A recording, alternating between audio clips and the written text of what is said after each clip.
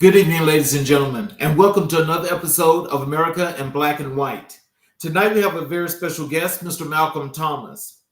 Malcolm Thomas was born and raised in Houston, Texas. He's a graduate from Texas State University. He earned a Bachelor of Science in Electronic Media with an emphasis on multimedia production and a minor in theater. He has performed in many musicals such as The Color Purple, Little Shop of Horrors, and The Wiz. Some of his favorite performances credits include Stuffed, The Seagull, Wandering, Two Trains Running, Pekong, and Kill Move Paradise.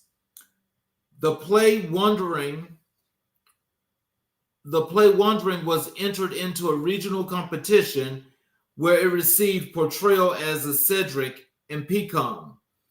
While attending Texas State, he landed two production internships, one at the Texas Film Commission and the other Half Yard Productions in New York.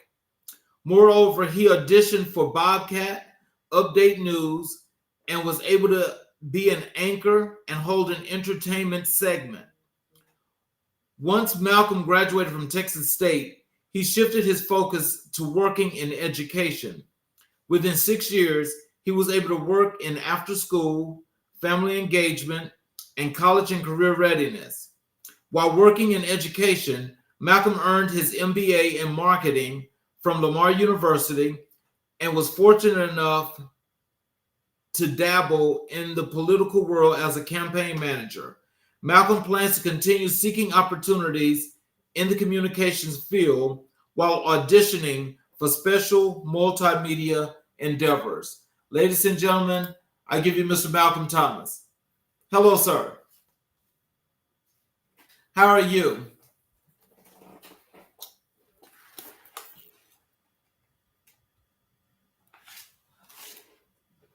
Check your. My apologies, technical difficulties. I'm doing well, Mr. Charles. Thank you so much for having me today. That was a great introduction. I appreciate it. Thank you. Well done. Yes. Is there anything you'd like to add to your bio? Woo. I think that about sums it up. I will say, kind of like at the end of the bio, it was kind of talking about my journey within education. I will just say that I am still seeking out roles and doing things in education, but it kind of has shifted to higher education as well. So just keeping my hands in multiple hats. So that's all I'll add to that. Okay. Well, then let's just dive right into this. Awesome. Tell us what inspired you to pursue a career in public speaking. Wow. Really, I think what inspired me, I started off in theater in high school. That's when I mostly did theater. I dibbled and dabbled in it at church as I was younger. My aunt is also in theater, so she kind of pulled me kind of in with her. And then my family is kind of full of performers, you might say, some singers, some actors, every little thing combined, right? And so in high school, though, is when I really started to take it serious. And under the wonderful direction of Rashonda Jones from GW Carver High School in Houston, Texas, she really inspired me to be in the arts in some type of way, right? And so when I graduated from high school, the plan was to go into directing. But then I got to college, started to kind of, you start to learn yourself a little bit more. And I realized that really what I wanted to go for was public speaking, whether that be news anchoring, news reporting, any type of in front of the camera work. So that's kind of how that came about. Okay. And so, in the process of just doing that, tell us, when you first started, you did your first public speech. How did that make you feel, and did that motivate you to want to do it more, and more? Wow. Yeah. So I would say my first public speech, if I can recall, was probably my first one that I took kind of like seriously. Because, sometimes you have like the speech classes and you go up there, you got to do a speech for a grade. So those kind of happened throughout high school and then also in college. But when I first started to kind of realize that I had a passion for it was once I auditioned for Bobcat Update, which is the news station that's local to Texas State University for, for the students, graduate and undergraduate as well. I auditioned, got to be an anchor along with some amazing co-anchors as well. And I think that first time going live, having to read the teleprompter, even though I had practice, being live was a whole different, ball game. So I think I handled it very well. It was some mess ups. I can't lie. It was some mess ups, but I still knew that's the moment when I knew that, okay, this is one of my passions. And I have to, do it in some kind of fashion, right? Also, acting is one of my passions. So I kind of just try to combine and just kind of say, okay, just like think of it as if I'm performing and give it my all. But I think that day at that news station when we were live, and the feeling that I felt after I completed it and it was done was phenomenal. So that's when I knew, honestly. So, how do you prepare for a major speaking engagement? Me personally, and everybody is different. But me personally, when it comes to a speaking engagement, I think the main thing for me is to know the content. So whether it be if it's me already having a speech prepared, then great. But sometimes it's not always like that. So even if I do already have a speech prepared, it's still important for me to kind of, look over it several times, know the content area, whether it be, let's just say, for example, if we're talking about college and career readiness, right? And we're just talking about it in general, I kind of need to know more about, I need to know about the content in general, not just the specifics.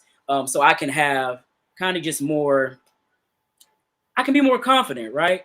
So I would say for me, knowing the content, and then a big one for me that I've kind of taken from the theater world is vocal warm ups. Vocal warm ups, whether it be muck swirling water makes the meal will work well, or different vocal warm ups that I've learned throughout my life, and making sure that can help make sure that my diction is on point and I'm enunciating and also being able to, let the listeners hear every word that I'm saying and also not talk too fast, which I have a habit of doing. So those are the big ones for me. Just really honing in on the vocal warm ups, making sure my diction is great, and making sure I know the content and studying that content. I think that's the biggest one for me because that's where the confidence can come from. Well, you mentioned speaking fast. Do you speak fast when you're nervous? I think I speak fast naturally, which is that's the thing, right?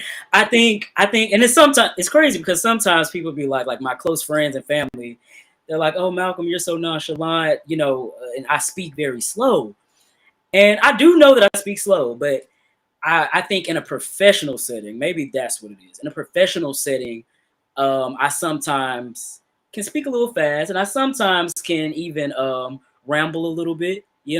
So I try to make sure that I like hold back on those things. But when it does come to nerves and public speaking, one thing that happens to me sometimes is that I get dry mouth.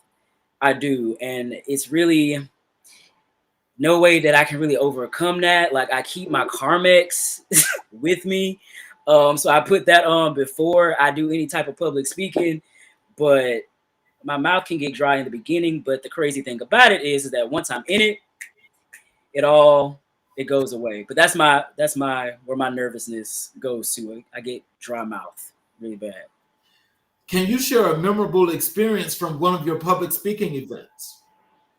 Ooh, there's a few. I will say my time in education was when I did a lot of public speaking events, really in general, because before that it was mostly news anchoring.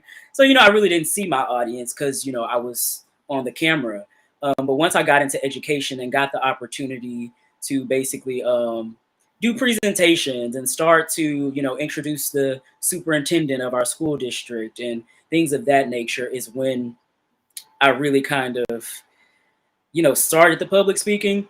But one of the most memorable ones that I can say is there was an event for volunteers in public schools, and my executive director, she kind of, asked me, "Hey, we need you to do this. We would be happy if you could be the host." And that's one thing that I'm always kind of like down to do because it's my passion.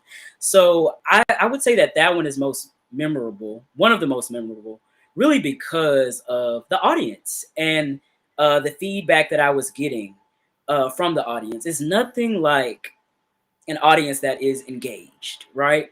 And so that's what I got in that moment. I had an amazing co-host as well, Mr. Hector Ramirez, and he was great to have along my side because he knew more so the content, right? And I was just kind of there to support him. But it was a good team effort. The audience was amazing, and they filmed it, so that's always great. So I can go back and kind of critique myself, and so that's one of the most memorable, I think, public speaking or hosting moments that I think I've had. So, can you tell us this? What strategies do you use to engage your audience during presentations? Ooh, I try to be as, I want to say, enthusiastic as possible, making sure that everything that's coming out of my mouth is not kind of just like slow and dragging. Um, I always I try to bring a little bit of myself into it if I can, and try to relate to some of the members of the audience, right? And what I mean by that is just if I'm probably like a couple of months ago, I was doing a presentation that was specific to middle school parents, giving them tips and everything when it comes to preparing their child to go to high school and beyond. So with that, I had to kind of relate to my high school experience, and kind of give some little funny moments in there to where I made them relate to me. Also, I try to keep my diction and my enunciation great, but at the same time, slip ups do happen, and I don't shy away from that. And so I think sometimes that connects with the audience as well because hey, none of us are perfect. We know, some situations in some instances can be stressful or overwhelming. So if I do make a slip up, I just honestly I'll be like, I'm sorry, y'all. And I use y'all a lot too. So it's like I try I try to be as personable as possible. And that's one thing that I really had to learn. Because in the beginning, like coming from the whole news anchor and reporter, I was more so just like boom, with the smile, giving the information, versus now I've kind of learned to just be more relaxed in certain settings when it comes to public speaking. I think now I know the difference between like sometimes I might have to strictly be that professional if I'm introducing the superintendent or so forth, versus I know when I'm in front of another audience, it may be students or something. I know I could then switch it to be more so myself, and they appreciate that. So I think knowing what your audience appreciates as well is a big one too. So, I noticed that you mentioned the news anchor desk. Tell us about that. How did that come to be, and what did you like most about that? I think so. It had always been in my mind. I consider myself, well, I'm starting to consider myself and learning about myself that I kind of want to put my hand in different things and learn how to do different things and be able to, do different things, and try out different career paths and things of that nature, right? So I would say throughout high school, it had been in my mind. Um, my sophomore, it was my freshman or sophomore year, we did uh, probably about a miniature play, I would say. So probably like a 10-minute play. And it was called Details at 11. I'll never forget. And so I was fortunate enough to be one of the news anchors. So that's when I was like, okay. And then the news reporter voice kind of came a little naturally, I guess, from me, watching the news with my grandmother when I was younger. She would keep it on the news or keep it on Oprah. So it's just like little things throughout my childhood that would stick with me when it came to interviewing or public speaking. I think that moment when I did that 10-minute play, that's when it kind of really stuck with me, because it's like, okay, even though this is acting, it's like you can do this, because I can really be up there acting like a news anchor. You know what I mean? So that's when it hit me doing that production in high school, and then when I got to college, at first in my mind I wanted to go into directing. That changed before I even got to college, and I decided to say, you know what, I want to major in business. I got into the I realized how much math that was, and I said, you know what, nah, that's not for me. And so then that's when I started racking my brain, and boom, I was like, broadcast journalism, and that's where it all began. I got to tell you, you bring a shiny light. Thank You you, I bring appreciate a that. light. Thank you. And you've got a very bubbly, personable personality. I think is very affectionate, and I Thank think that you've got to be a natural people person that you just attract people. I would. I try to be humble, but a lot of people do say that. I try to be Mhm. as positive as I can be, and kind of just being as supportive to others as I can be. Um, and 9 times out of 10, sometimes it ain't, but 9 times out of 10, I have a smile on my face. And I guess be, trying to enjoy myself and just have a good time and not stress over the little things or even sometimes the big things. But I definitely appreciate that. That means a lot, especially in the career that I'm in and trying to go higher in. That definitely means a lot. So I Yes, appreciate that. Thank you. almost definitely. How do you handle difficult questions from the audience? Honestly, honestly, I remain honest.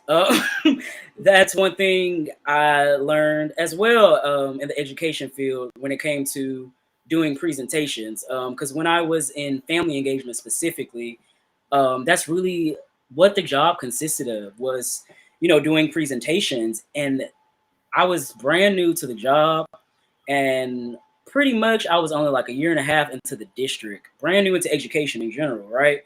So there was a lot of things that I did not know. And at one point, I used to try to answer, and they read that on my face. Like the audience would read, like, "Oh, he does not know what he's talking about," and that's really one of the worst feelings that I've had from time to time, multiple times. Is like you can tell when somebody think like, he really don't know the content that he's talking about. So I think I then learned. I talked to some of the people that I worked with who had lots of experience within presenting, within family engagement, and a couple of them told me, two that I hold to my heart dearly, Miss Ingrid Tuesta and Miss Laura Perez. They have kind of told me, they're like, okay, look, if you don't know, it's okay to say not too sure about that. I am going to reach out to my manager or my director, and I'm going to get back to you with that. Here's my email. Please feel free to reach out to me if I don't get back to you within 48 hours, but I will get back to you with the answer to your question. That's one way that I've done it and learned how to do it.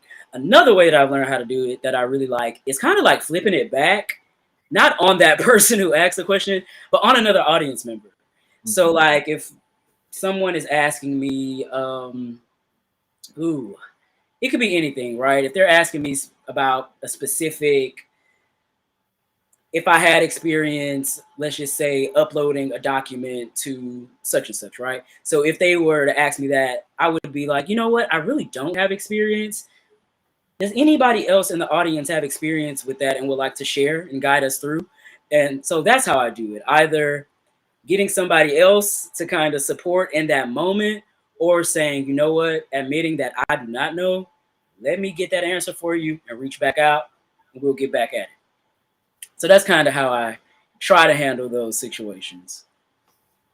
So, what role does multimedia play in enhancing your public speaking presentations? I think multimedia, when it comes to, because a lot of the times I have to also be in the process of creation, like creating the presentations as well. So that's where I think multimedia comes into play.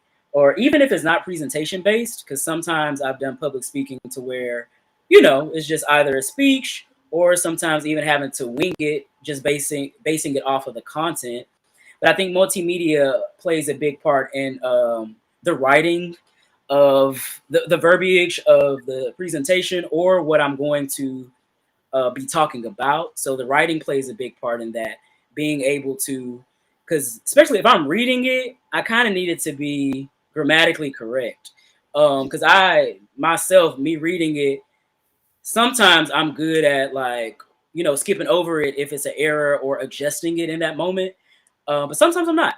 So grammatically, it being grammatically correct plays a big part. So writing plays a big part, as well as just knowing things about multimedia, knowing things about video production, lighting, angles, allows me to come in and kind of also say, hey, can you, adjust my light for me? Can you, adjust this camera angle for me?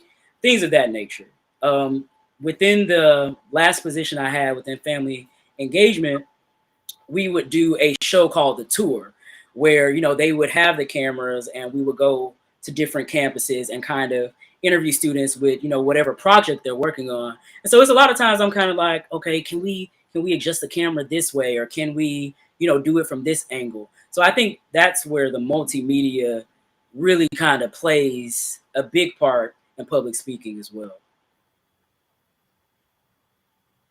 Well, can you tell us this?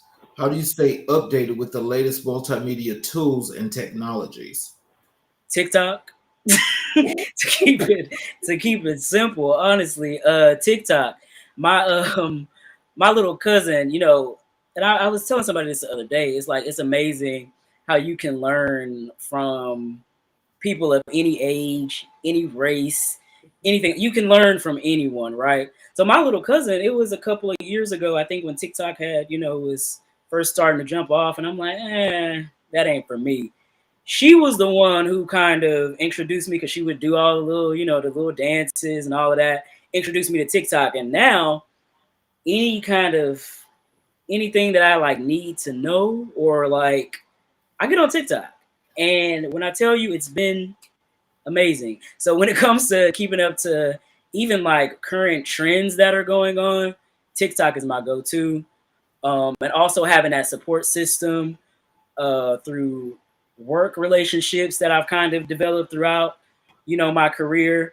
That's my go-to as well, kind of leaning on some others who have experience within the field and could also, provide me with things that I didn't know, and also we can kind of work hand in hand, uplift each other, and let each other know things. So keeping a village is important, and TikTok as well is kind of how that happened for me. TikTok. Yeah, I'm how just TikTok is. I'm just now starting to use TikTok. I haven't done my first one yet. I Uh-huh. just recently set up a profile, but it's still incomplete. But Uh-huh. I want to do the live because their live studio is much different than the other platforms. Yes, yes, I've noticed that. I've never went live on TikTok. I don't really post on there. I mostly just scroll. But I have seen their lives, and it seems like it's compared to other lives. Yeah, I agree. It's definitely different, and it's definitely a different audience too. So I think that's important to have your audience over there on TikTok. Have you learned anything? Like, have you scrolled on there? Yeah, well, I don't really scroll because I just want to use it for promotional reasons. Okay, okay.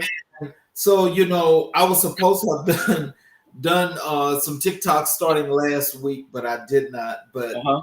I've got to start doing them because I'm seeing the moves that the and the way it's working, Mhm. because that thing definitely spreads out. It's got Yes, lots of tentacles, yes, so it can reach pretty much any and every place or everybody.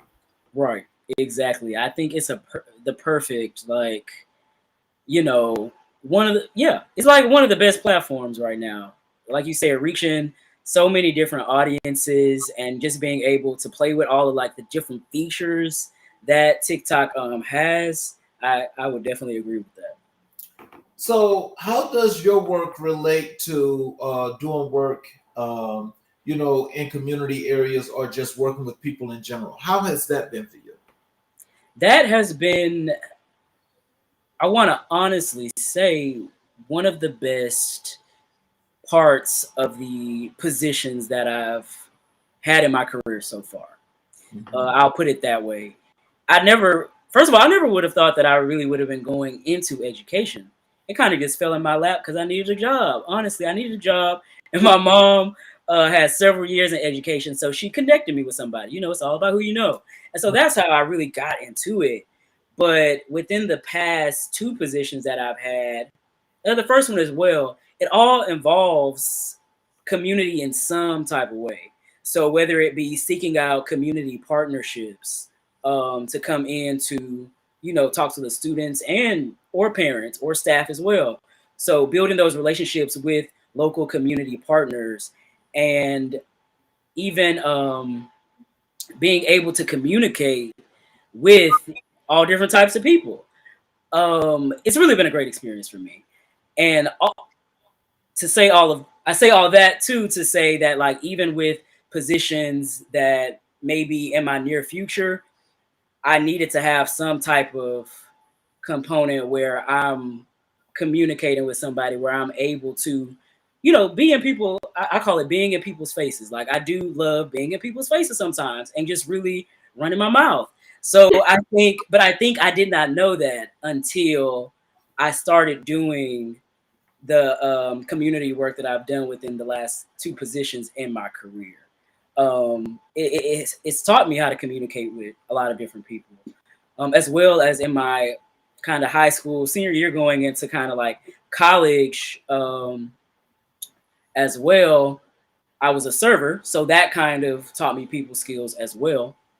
So I think it's been great, and I've learned how to communicate with all different types of people, and I want to continue to be in the community in some type of fashion.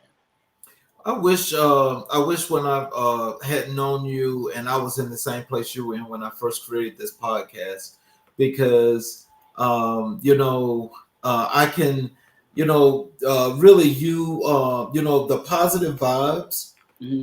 and being a people person, because sometimes that gets to be a whole lot for one person.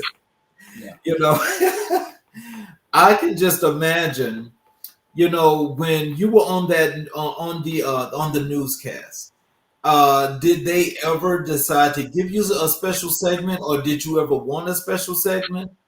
It's funny that you asked that. So yes, they actually, and the crazy thing about it is, I had co-anchored, for the third time within Bobcat Update at Texas State, and that third time I co-anchored was one of the worst times. I don't know what was in the water that I drunk before getting on camera, but when I tell you that like once I messed up one time, I guess I was in my head and I messed up throughout that entire show. Oh wow. Um, I really did. And so, but the crazy thing about it, to answer your question, the crazy thing about it is after that time that I messed up, the professor who was over, the newscast in general, offered me a entertainment segment, which was right up my alley, and I didn't even know it. But fast forwarding to now, I realized like that was right up my alley. But yeah, so he gave me an entertainment segment, a quick segment, how where you highlight kind of like what's going on in entertainment. And what's going on in the media. So that was one of the only, that's the only segment I had. And it was kind of right towards the end of the year too. And I was a senior.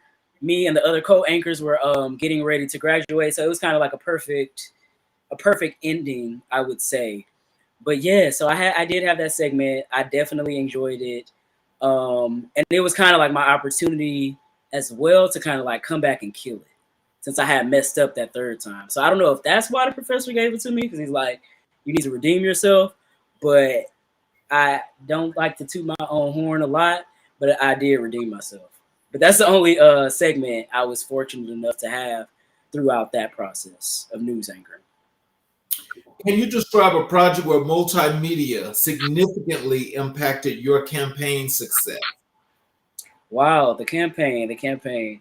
So, and then to just like briefly give an overview about the campaign, Mhm. one of my good friends, Michaela Levi, she called one day and kind of told me and my other friends that she was deciding to run for to be on the Aldine ISD school board, and she asked me to be her campaign manager, and then she also asked our other friends to be one of them was the fundraising, I mean the funding director, one was the social media director, and one was the community outreach director as well, one of my friends.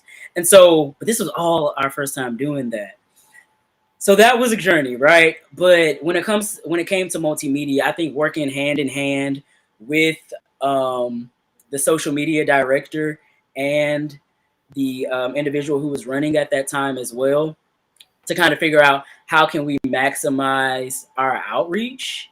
That's where multimedia came in and played a big part. So creating flyers on Canva, including QR codes on the flyers, making sure that the flyers or content was visually pleasing to the eye and not too many bright colors or not too many, difficult to read fonts, I would say. Mhm. So I think definitely with like kind of like flyer creation, even video campaigns, going live on social media, because there are times where my friend went live or whatever. Using media to its advantage is what I would just really ultimately say. Using all the social media platforms, using media to its advantage, because media is very big and it gets bigger and bigger, more and more platforms and more different ways to reach, audience members, whoever the audience may be. Media is a great way to reach a lot So of audience. it's like your experience with social media. I know you mentioned the wonderful things about TikTok and how you scroll through it and so forth. Mhm. When you use social media, especially when it's promoting, something that you're doing, Mhm. um, what is your inspiration in using social media in order to make your posts be that much more powerful? Mm. So the crazy thing about it is when it comes to self promotion, I I'm on social media, but I don't post as frequent. But when I do post, I just try to make sure. Let's just say if it's like a general post on Instagram versus a story post, a general post, I try to make sure it has a good caption. Um, I try to make sure that angles are good from whatever picture I took. That's just like for me personally. Now, if it was for a project I was doing, that's when I get into kind of like, okay, let's make sure we have these hashtags to get that engagement. So, like on TikTok, for example, we need to know what hashtags are popping right now, and we need to put that under that post. And like for Twitter, for example, hashtags uh, and GIFs or photos as well. I really believe that even like when it came to me doing those presentations that I used to do, and me, kind of like also doing the whole social media thing, like promoting when it comes to promoting the speech or the presentation that's coming up, I always need a visual component because I think that stops people when they're scrolling. If it's on Twitter, right? For example. So I think just for me, the strategies or tools that I've found to kind of work, it's consistently doing research for one, but hashtags, good visuals, gotta have some good visuals, some good clear images, and also kind of like posting what you think, your followers or your audience, wants to see and will engage with and will react to. Well, you know something. Let me tell you about the way I post, because I need to post more frequently. I post, but I don't post every day like most people do. Mm. And so when you're just in that space, let me just ask you this: when you're in that space, and I know like when I post, I like to just do like the video post because I mean I type so much that my fingers are like just killing me. Right, right. I just do the video post and I send it out. Hmm. I forget a lot about the one thing that you said about the hashtags. Why do you think the hashtags are so important? Ooh, I think I would say for probably like two different reasons, right?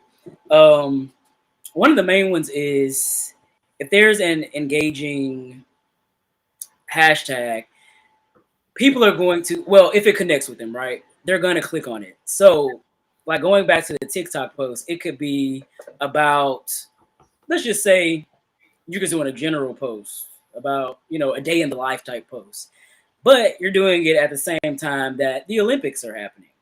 Hmm. People are going to look up that Olympics 2024 hashtag and look, boom, there you are. And you Hmm. just got a view naturally. You know what I mean? So I think that's one of the main reasons that it's important, because if people are interested in whatever is popping right now, a lot of times they click on that hashtag and like to see like different posts related to that topic. Okay. That's one reason I think that it's important. And also, I think branding. Hmm. That's what I've learned as well. It's important for branding. If I'm promoting an event, it's a good idea for me to create a hashtag and include it in that post. And every time I'm posting about that event, we're using that hashtag and we're maximizing our usage on that hashtag as much as possible. So let's just say this. I do a reel on Instagram. Mhm. This picture, Okay. okay, and hashtag 2024 Olympics and post, Mhm. and that starts trending. Are you're asking me if that would start trending? Then that would start trending based on like people want to see 2024 Olympics and they're looking for that hashtag. I wouldn't say it would start trending, but Mhm. if the hashtag is already trending, then you would be in that lineup. You would kind of reach more, you would reach more or more of a diverse population, I would say, Mhm. if you're going based off of whatever that popping hashtag may be. That's what I'll say. I won't say you'll instantly go Right. viral and start trending, but I think Yes. it's a good way to reach more so of a diverse audience. That yeah, Okay. I'll put it that way. I don't want people to think Hey. that like, oh, I can use a popping hashtag and I'm gonna be, doing an interview with Jennifer Hudson tomorrow because I went viral. No. So yeah, so I think it just allows you to reach a diverse audience. Because now I will tell you this, I was because I have a blog as well, and when I do my blog post, I put like, oh my god, I don't know how many of those hashtags that pop up in there, and I put them all in there, and I mean the posts are good, but the thing that's catching me now off guard is that they're like really reaching because my stats every month they're always improving, and so I'm just trying to understand what makes the hashtag that popular though. That's what I don't understand that. Well, I mean, like, where did that come from? No, great question. And this is one of those moments, right, that I was kind of talking about earlier when sometimes I don't know the answer. I was going to be honest because I do not.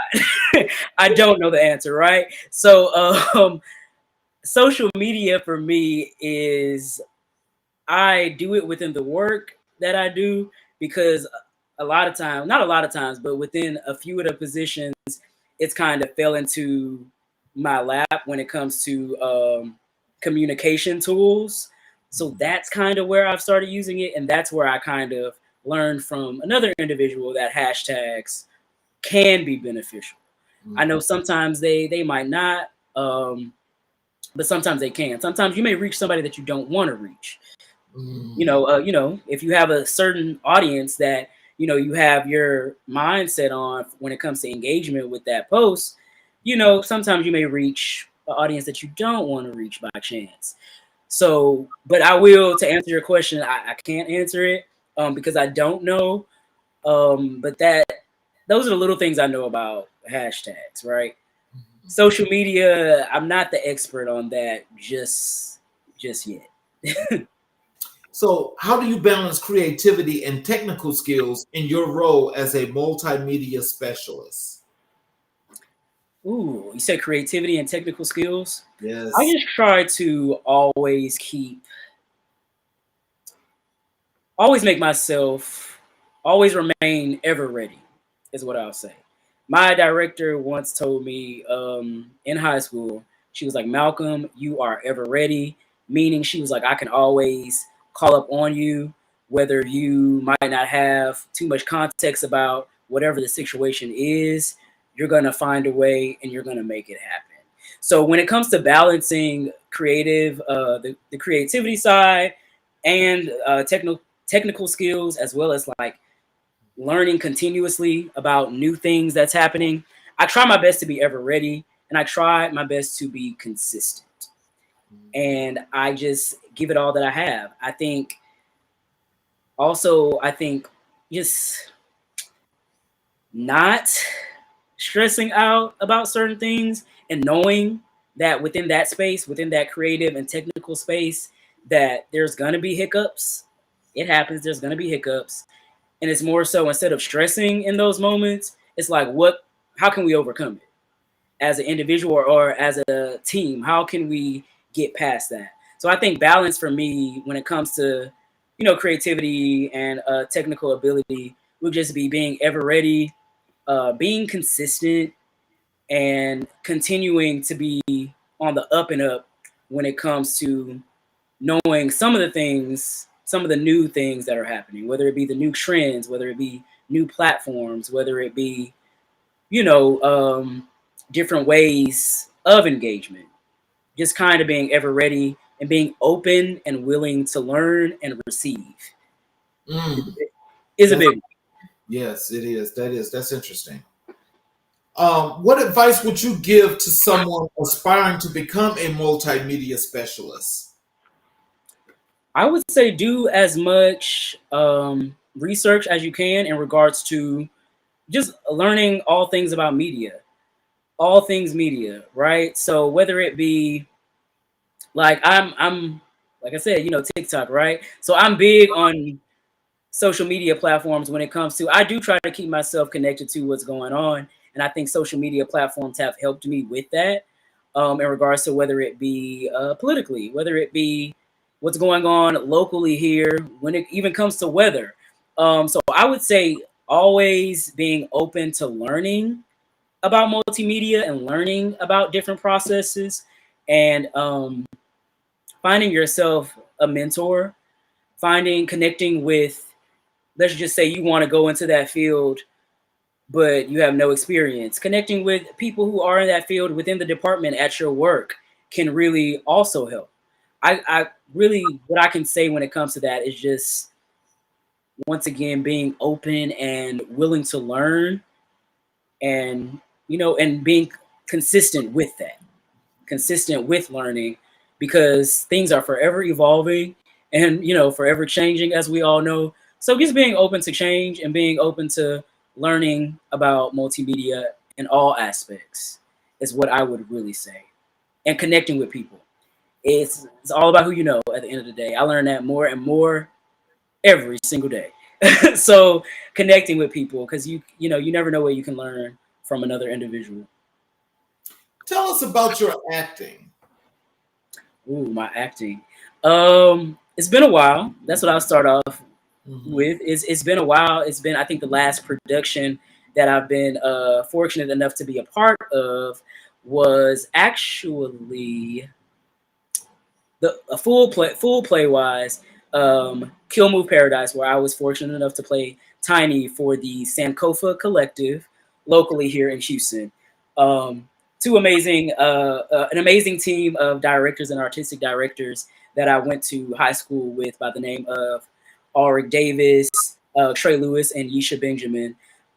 They kind of allowed me, I auditioned and everything as well, but they encouraged me that once I came from college to kind of get back into acting. So that's kind of how it started off for me. But the last production that I was in would be Kill Move Paradise, and that, if I'm not mistaken, was in 2018. So it has been a while. I plan to get back at it. It came about basically through high school, is where my passion really developed for it. I was fortunate enough to be president, co-president, along with another individual by the name of Niles Washington. We were able to, fortunate enough to be co-presidents and our senior year.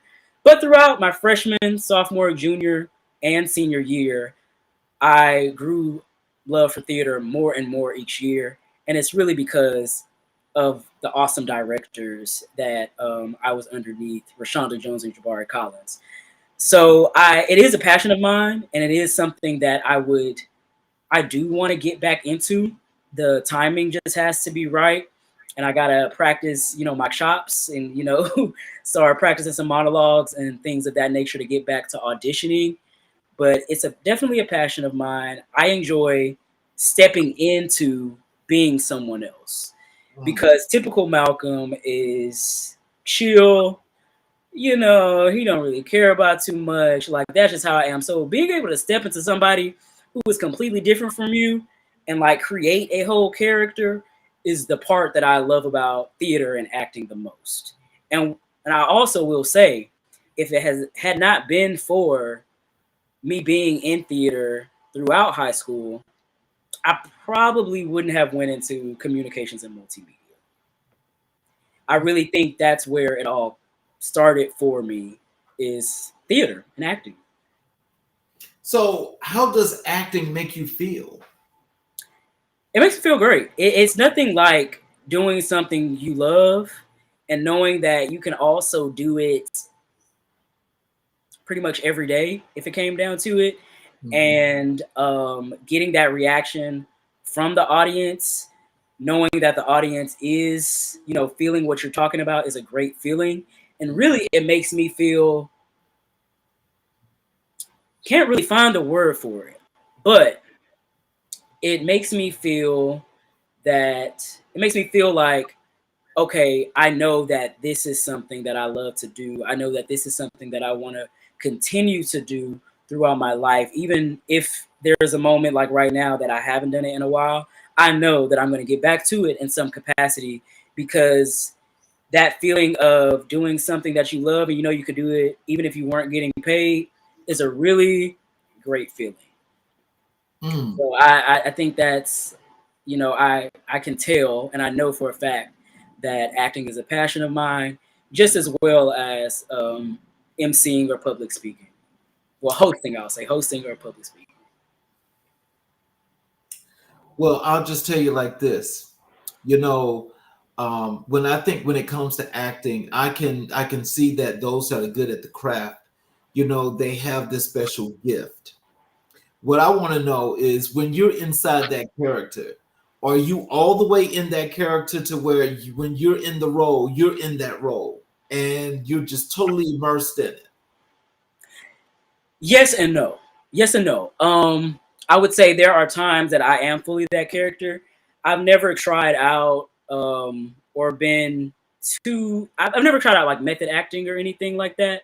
There are moments where I have been fully, immersed into the character. One of the strategies that I think that I used when I did Kill Move Paradise specifically was kind of creating a playlist of, music that I feel, because music, I like all different types of music. So creating a playlist based off of what was going on in that show and based off of that character as well kind of helped me fully immerse myself into the character. So it is moments when you're on the stage and you feel like you are that actual character. However, where the no comes in is that, and if you're in it, right? So this could be different for another individual. But for me personally, and one thing that I've always kind of been taught, and that has always been in my ear from working with, different directors, and more so my high school director, is being a thinking actor. Mm. So I think, yeah, being a thinking actor to where if my co-star fumbles a line, or if I fumble a line, or if the banjo that I need to play is not on set, where it's supposed to be on the couch, I have to be a thinking actor. And it's like, I have to figure out how to keep this moving and not jump out of character. Oh, So wow. that's the reason that I say yes and no. So Okay. there's been moments that I've been kind of like fully in it, but I know some people are into the method acting thing and they go home being that character. I've never tried that out. I guess I don't know. I've never tried that out, but I think yes and no, because I think it is very important to be a thinking actor because anything can happen. And when you are, and I've never done film before, right? So I'm talking about plays specifically. You're live. You're live. So anything can go down, right? So I think it's important to be a thinking actor. So Wow. yes and no. I've been immersed fully into the character, but I don't know if I have been 100% that character because it's important to. I have to be, thinking about kind of like different things as well. Okay. Well, I'm sure that your acting career is about to take off. Name it and claim it. I'm Speaking into existence. sure. Yeah, Speaking into existence. I appreciate that. exactly. How do you transition from being a multimedia specialist to a campaign manager? So there was no, I won't say there's no transition there, but that was something that kind of that started off like as a new hobby that I'm like, okay. I remember talking to one of my coworkers, May Lynn, about it and kind of asking her, I'm like, May Lynn, one of my friends wants me to, ooh. I'm like, ooh, she wants to be a campaign manager.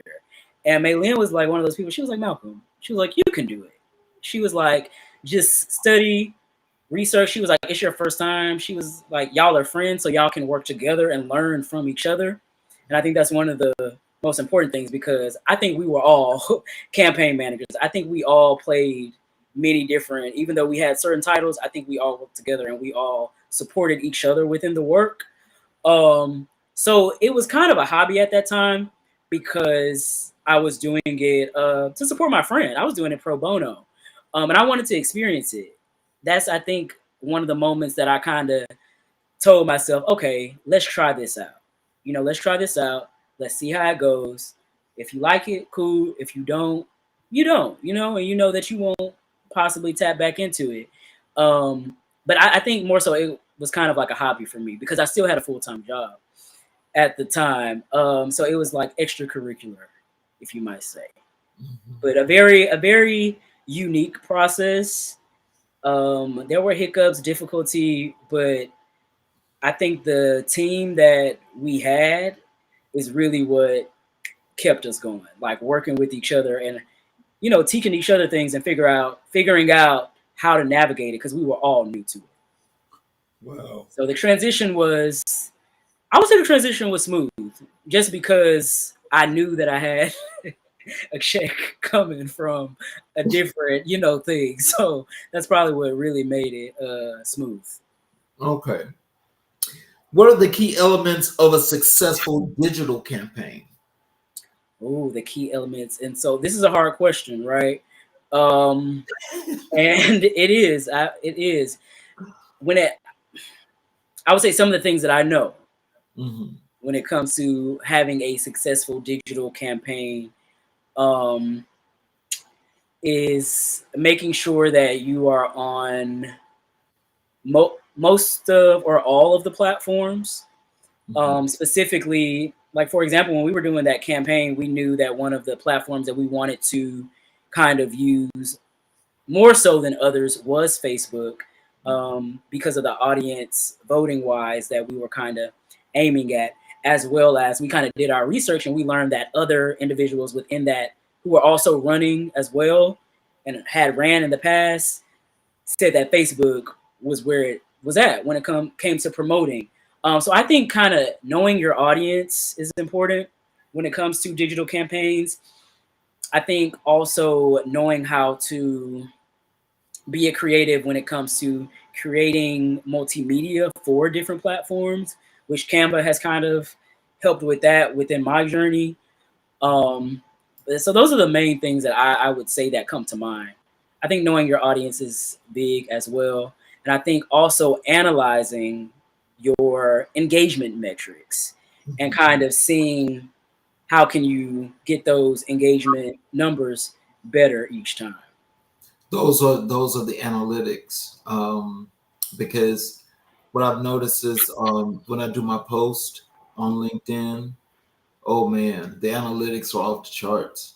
That's good. Yeah. It is, and just learning how to read them is the thing, Right. because they don't actually delve too deep into them. But just the information that they give you, yeah, it helps you to just build the picture as to what it's supposed to be. But yeah, Exactly. I think that's definitely big. And to be honest, that's something that I learned more so in recent months, or when I was kind of like getting my MBA, because I just finished with that in December, so I'm still fresh with the MBA. But thank you. But that's one of the things that I learned, really, is those analytics, and kind of just even knowing to look at those KPIs, or those key performance indicators, seeing where your numbers are coming back to the drawing board, and seeing, okay, how can we get these analytics better? How can we increase these numbers? So that's something that I'm still kind of learning about, and hopefully within future, future, whether it be career wise or extracurricular wise, I'll be able to kind of play more with that and learn a little bit more about that. so how do you measure the effectiveness of your campaigns? KPIs, yeah, key performance indicators. Going back to the analytics, kind of like we were saying, or looking at those numbers, is one way. I think when we were in that campaign phase, is what we kind of looked at the most. And we would notice different things. It's like, okay, wow, our engagement is down on Instagram, but it's up on Facebook. At one point in time, the young lady who was running, Miss Levi, she kind of, she was buying like ads on Facebook. So we knew that within that area, within the Acres Home area, for example, that, okay, this is reaching, and that's who we wanted to reach, right? One of the audience members, one of the areas that we wanted to reach. So even like we had to learn about purchasing ads and kind of experience that a little bit, to like see if that could help our increase our numbers. And it was a lot of trial and error, and that's okay, right? And it was a lot of trial and error, and it was a lot of coming back to the drawing board, seeing what worked and what didn't work based off of those numbers. So and then in a professional setting, it could be running polls, or a lot of times work-wise in education, we do surveys. We try to make them quick. I've learned to make them as brief as possible, to just get the information you want. And that way they can also do the survey as well, if it's just like a quick and fast one. So really measuring your engagement in different ways. So whether it be looking at the analytics, whether it be, oh, can you complete this survey, and analyzing those numbers on the back end, as well as a few other ways. But I would definitely say polls, focus groups. We've done focus groups within education, to kind of get a feel of what went well within that presentation, or also get a feel of, hey, you're a parent, you're the PTO president, you're around the parents a lot. What do they, what are their issues? What are their concerns? I think that's a big one too. Being connected, and being having connections throughout whatever you're doing, to just learn more and more about the audience that you're seeking out.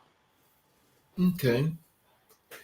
Can you share a case study of a particularly successful campaign you managed? I've only managed one. I've only managed that one, and that was last year. So it was from about, we started in like July, from like about like July to November, of course. And honestly, I would say that one was successful, because it was our first time. And when we looked back at the numbers, I can't remember the numbers right off the top of my head. But as far as when we looked at the numbers voting wise, we were all impressed, and other individuals were impressed as well, because they kept saying, we were so young or whatever, we were so young to be doing that. And then to see the outcome, even though unfortunately we did not win, but seeing the outcome number wise did let us know that if we, knowing what we kind of know now, what we went through and learned, that if we did want to tap back into that again, that we can, right? So I think that's going to be my case study of a successful campaign, the Michaela Levi campaign for Aldine ISD School Board. That's a successful campaign case study for me because we worked together.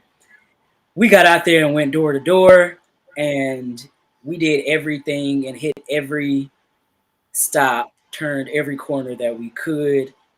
And I am still to this day impressed with all of us. So I think we did a pretty good job. Well, what challenges do you face in managing multiple campaigns simultaneously, which you only did that one? So Yeah. excuse me for doing that question there. Um, um, what trends do you see shaping the future of digital campaigns? AI. AI. Yeah, AI. Being able to, and I know I've dibbled and dabbled in AI myself, but I haven't as much as others have. But I have heard that AI can even create, it can create a flyer for you if you give it the details. And the more specific you are, that's one thing I have learned. Because Chat GPT helped me with that campaign in regards to like, okay, being very specific, right? And I Mhm. think using AI to your advantage and but knowing kind of like how to use it is very important. So I'll never forget going in there and saying, okay, given the details about the candidate, giving the timeline of the campaign, and asking ChatGPT, okay, can you give me a timeline breakdown of how we need to successfully run this campaign? What do we need to do from week to week? And it did that, right? So I say that to say that I've heard that it also can create you flyers. It can create you videos. I haven't tried that out yet, but I will be one day soon because I want to learn about it. But that's what I think is up and coming AI. And AI is used, from what I see, in so many different facets of life that that's the next big thing. And I think social media is still, but AI, because AI is in social media, so artificial intelligence.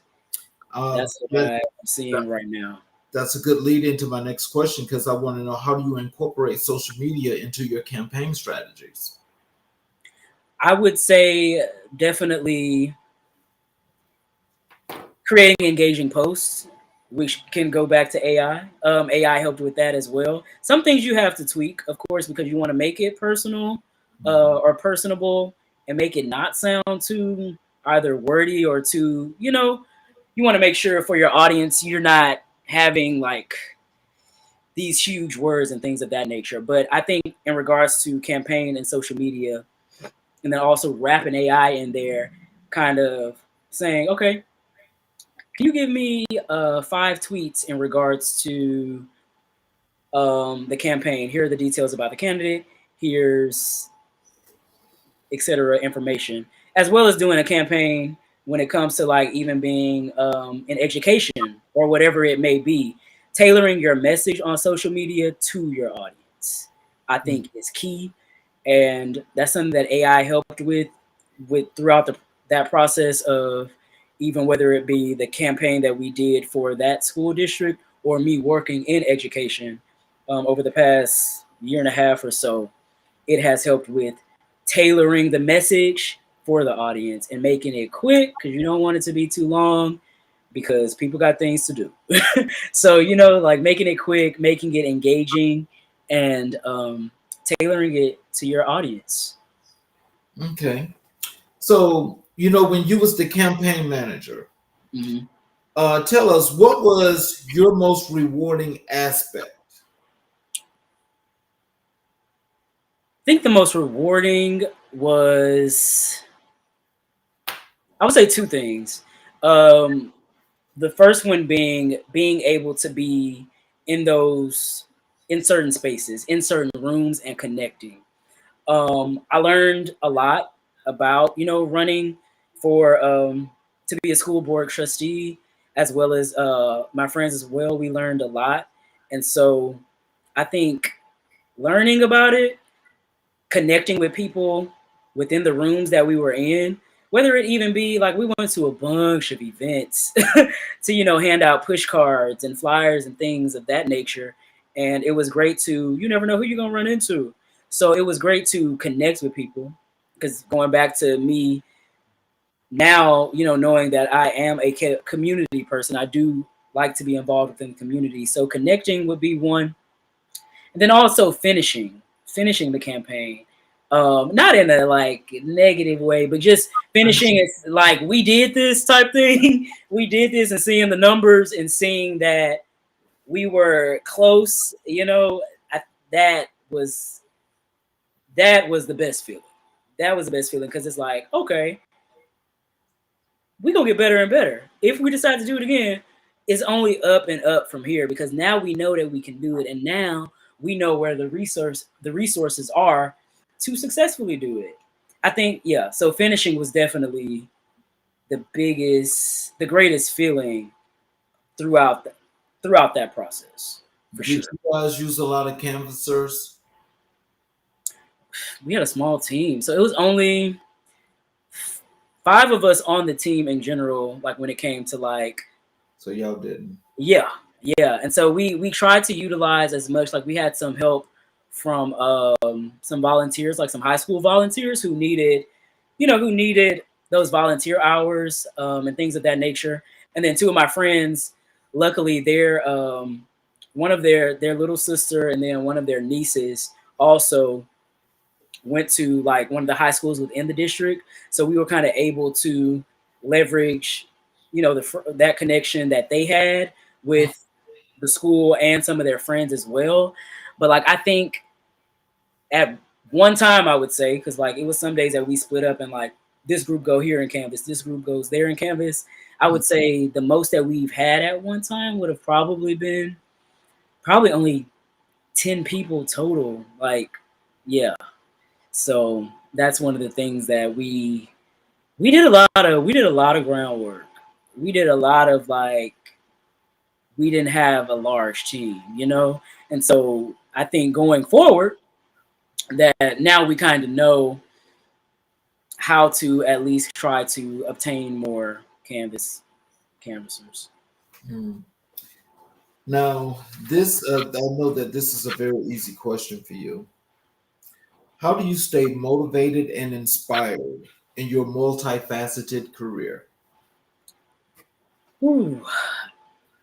Knowing that it's always something better that's coming and something next. And Mhm. keeping God first. Keeping God first for sure. But knowing that, like for me, throughout my career so far, and I know with my even with my career to come throughout my life, I know that it's only gonna be up and up, and I'm only gonna keep learning and keep growing. I think that's one of the biggest things for me too, is being able to learn and grow within many different areas. I think that's what keeps me going. Um, and as long as I'm able to do, be within media in some kind of way, within, different things that I'm doing, that brings me joy. That brings me happiness. That's where my passion lies. So what keeps me going is knowing that there's always up and up. I'm always going to be growing. I'm always going to get better and better at whatever it is. I am somewhat of a perfectionist at sometimes. So, and I can be competitive at sometimes. So those things kind of play into that, as well as where I know that no, I'm gonna keep going and I'm gonna keep going. I'm gonna keep learning, and I'm gonna make the best of each and every moment throughout my career and throughout everything that I do. I can't have I won't use profanity, but I can't, half do anything, I feel. As you look into that wonderful camera that you're looking into, tell our audience why you stay as motivated as you are and how they can be just like you? I would say, um, once again, keeping God first and knowing that we only have one life to live. We only have this life, this life here on this earth to live is really, that's what keeps me going and keeps me motivated. And it hasn't always been this way. I think within like the past few years, I have kind of told myself, okay, let's try this out. Let's try that out. Let's learn more about this. How can we grow within this area? So I would say that's how I stay motivated, just kind of knowing that even if it may be a rocky time, a rocky situation, there's been times where I have been, rifted, which is basically like a reduction in force, laid off from positions. And it's like, you know what? Nah, I'm good. Something better is coming. God got me. There's always something better that's coming next. That's what keeps me motivated. And I would say continue being yourself, your own individual, um, and be unapologetic when it comes to yourself and putting yourself first and putting your goals first. Be unapologetic when it comes to that. Because and this is something that I'm learning like currently. Like I think about there's a clip that from that has been viral on the internet before with Taraji P. Henson. She was playing Cookie in Empire, and she was like, "I gotta put me first. I gotta put me first." And that's something that I do kind of tell myself. Like when it comes to the goals that I have set for myself, I'm gonna be unapologetic, and I'm gonna put myself first, and I'm gonna get it done. So I think that's the message that I would want to send to anybody who is currently listening right now, and whoever's gonna watch as well after.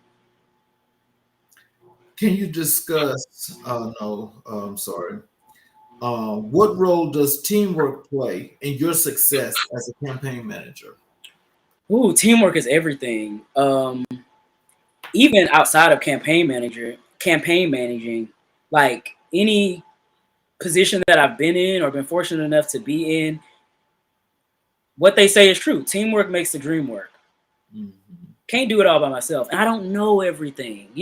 So like I'm always looking to learn from somebody else. I'm always keeping that open communication with colleagues or with team members in order to learn, in order to grow. And that's how we get the best outcome. The more minds and you know, the more minds you have, the more knowledge that's within the group, you're going to get to a successful outcome. So I definitely think that teamwork is one of the top things when it comes to campaign managing. And when it comes to anything, really, when it comes to careers, I think working with your team is definitely important for sure. And because you'll be able to learn, from other individuals. I don't want to be in a room to where I'm the only one who knows about certain things. No, I need to be in a room where I know there's somebody who knows more than me about this, as well. So I can learn from them. We can piggyback off of each other. And I think that should be a continuous process. I agree with you on that. How do you manage your time effectively across your various roles? Time management is a big one. And it's something that I have not always been, I'm still not good at it. Um, but a calendar helps with time management and also organization when it comes to priorities and deadlines as well. Knowing that this deadline is coming up, but I don't want to procrastinate and I need to get it done Monday, even though it's due Friday. I need to get it done. Let's say get it wrapped up Monday, make my edits or whatever, because I also have A, B, and C to do. That even though that's due next week, it needs to be kind of a continuous flow. That way, you don't get behind and miss deadlines or creep up on deadlines. I think organization is a big key when it comes to time management. And that's something that I have to learn. That's something that I'm still learning. I think on the organization part, I'm pretty good. There's definitely a lot of room to grow on my end with time management in general. But that's a way that I have kind of gotten better at it, is making sure that I have A, B, and C on my calendar, and I'm managing my time well when it comes to whatever task I have to complete. Okay. What impact do you hope to achieve through your work in public speaking, multimedia, and campaign management? Connecting with the people. It's no greater feeling than after you get done, presenting or giving a speech, or after you get done, walking around that community event, connecting with people. It's nothing better than somebody coming up to you saying, "Oh my God, like you did an amazing job. What you said really connected with me." So I say that to say, changing people's lives, because I think a lot of times we don't really know as individuals how much we can change another individual's life or make an impact on another individual's life. It could be something so simple, but it could have made their day so much better.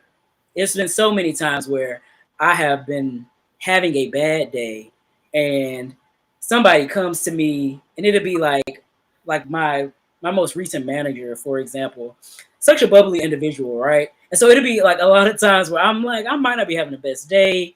Somebody might have said something to me that I had to, still hold my composure and answer it in a professional way. And I'm not having a good day. But she comes with a smile, comes with a good joke, comes with words of encouragement, and boom, my day has been changed. So I say all that to say impact on others is what really drives me within the work. Mm. Your final question. What are your future career aspirations and goals? Ooh, my future career aspirations and goals. There's a few of them. I think at the top of my list is really within this year is kind of landing a some type of position that is more so strictly into, not I won't say strictly, but more so into marketing and communications, where I'm able to fully be able to utilize my public speaking skills. So I think that's a big one for me, because a lot of the positions that I've had so far have been I've been able to utilize those skills and bring those skills to the table, but it hasn't been strictly that. It hasn't, like, the title of the position hasn't really been marketing manager, right? Mm. Excuse me. So being able to do that, like, that's one of my goals, as well as dibbling back into acting in many different capacities.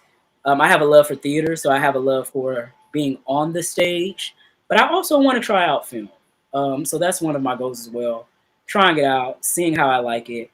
Um, Opening up my own production company would be nice in the future, and producing work that I find to be impactful and engaging.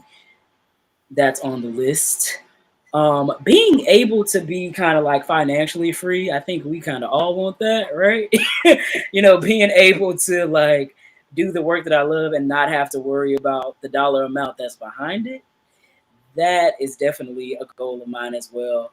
And just living life, traveling more, um, with friends, with family, living life to the fullest. I Well, think that's pretty much it. I'm going to tell you, if the opportunity ever presents itself, I want you to know that I want to make sure that I have you working with me I appreciate that. That means a lot. Thank you. I appreciate that. because you know, the spirit and the life and everything that you give brings prosperity. Hmm.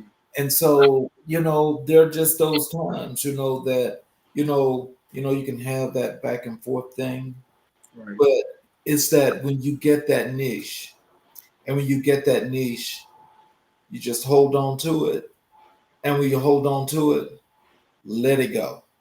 So it can take you right along with it, and you just handling and controlling what you control. Right. Because you know, it's in this day and time, it's actually I found it inspirational. When you find an enormous amount of young people and young men, especially like yourself, that can inspire and can do, all the right things and the good things that you do. So it's like you're basically what they may call that diamond that people just walk by and they never looked at it and they Mhm. couldn't find it. Right. But I think today everybody gets to see that diamond as it shines. Oh And I wow. thank you so very much for blessing us with your presence because it really means that much. I thank you. I thank you for those encouraging words. I thank you for having me on your platform today to kind of just be able to talk about my journey and my experience. And I really hope that it has helped someone else who's watching this, and just to let them know that whatever may be going on is only up and up. So I definitely appreciate those kind words, and thank you for having me. Yes, sir. And I want to thank each and every individual that was watching the show, including those that are watching on the YouTube channel. Please hit the subscription and notifications button. And we welcome you back to the show tomorrow night as we have another great show. I want to thank you again, Mr. Thomas, for blessing us. And I hope that you'll come back again. Oh, for sure. For sure. Thank you. Thank you so much. Yes, sir. And everyone that watched tonight, you all have a great evening. And we will see you all tomorrow night.